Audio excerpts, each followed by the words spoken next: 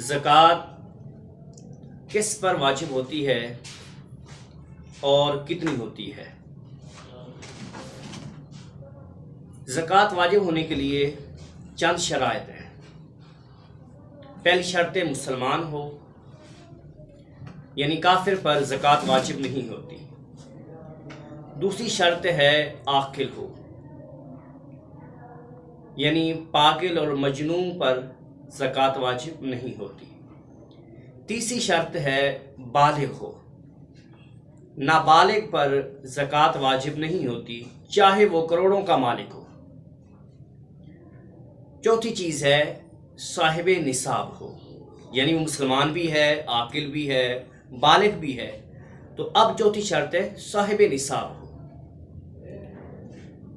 साहिब निसाब से मुराद एक शरीयत ने निसाब मुकर्रर किया है जिस पर ज़कात वाजिब होती है। अगर वो उतना माल, उतनी चीज़ें बंदे के पास हों तो उस बंदे पर फिर ज़कात वाजिब हो जाती है।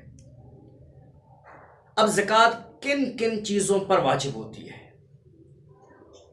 ये चीज़ें मैं आसान लफ्ज़ों में बयान करने लगा हूँ और मैं चाहूँगा कि आप उन चीज़ों को अपने ज़हन में बिठा लें। अगर ये चीज़ें आपके ज़हन में बैठ गई तो इंशाअल्लाह आपके बहुत सारे मसाइल हल हो जाएंगे। ज़कात किन किन चीज़ों पर वाजिब होती है।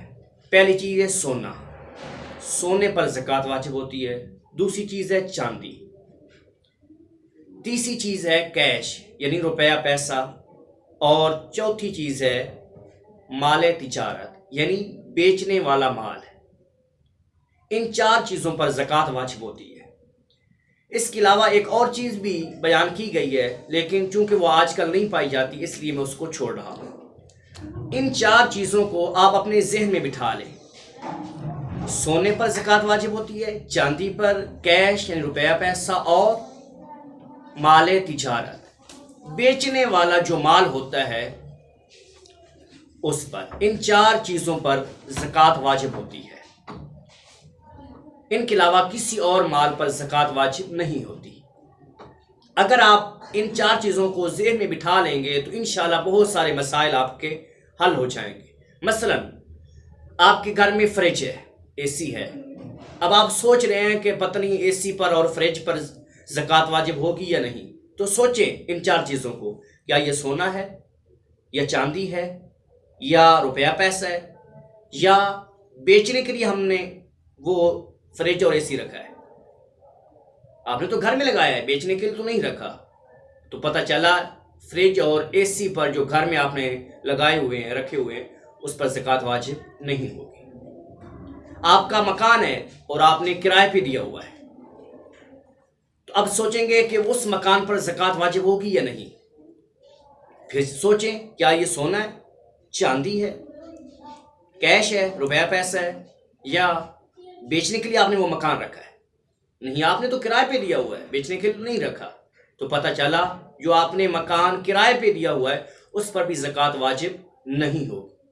हाँ, उससे जो आपको रेंट मिल रहा है, किराया मिल रहा है, वो पैसा जो है वो बाकी रुपए के साथ और बाकी चीज़ों के साथ मिलाकर देखें कि अगर वो निसाब तक पहुंच जाता है तो फिर उस पर ज़कात वाजिब होगी, जो माल आ रहा है, जो रेंट आ रहा है उस पर। इसी तरह आपकी फैक्ट्री है, मशीनें लगी हुई हैं उसके अंदर। तो आप सोचेंगे इतनी मेरी बड़ी फैक्ट्री है, उसके अंदर इतनी मशीनें हैं, क्या उन मशीनों पर ज़कात वाजिब होगी या नहीं। तो फिर सोचें क्या ये सोना है, चांदी है, क्या कैश है, रुपया पैसा है, या आपने वो मशीनें बेचने के लिए रखी हैं। आपने तो वो अपने कारोबार की रखी हैं, बेचने के लिए तो आपने नहीं रखी। तो पता चला उन मशीनों पर भी ज़कात वाजिब नहीं होगी। हाँ, जो आप माल तैयार कर रहे हैं वो तो माल आपने बेचने के लिए रखा हुआ है, बेचने के लिए आप वो माल बना रहे हैं, तो उस माल पर ज़कात वाजिब होगी। अब सुने, जिस बंदे के पास 52.5 तोले चांदी हो या 52.5 तोले चांदी के बराबर पैसे हों या 52.5 तोले चांदी की रकम के बराबर बेचने वाला माल हो, माल तिजारत हो, तो उस बंदे पर ज़कात वाजिब होगी। اور اگر اس بندے کے پاس صرف اور صرف سونا ہے اور کچھ نہیں ہے، صرف سونا ہے، تو پھر اس کے لیے ضروری ہے کہ اس کے پاس 7.5 تولے سونا ہو۔ اس سے کم سونا ہوگا تو اس بندے پر زکوٰۃ واجب نہیں ہوگی۔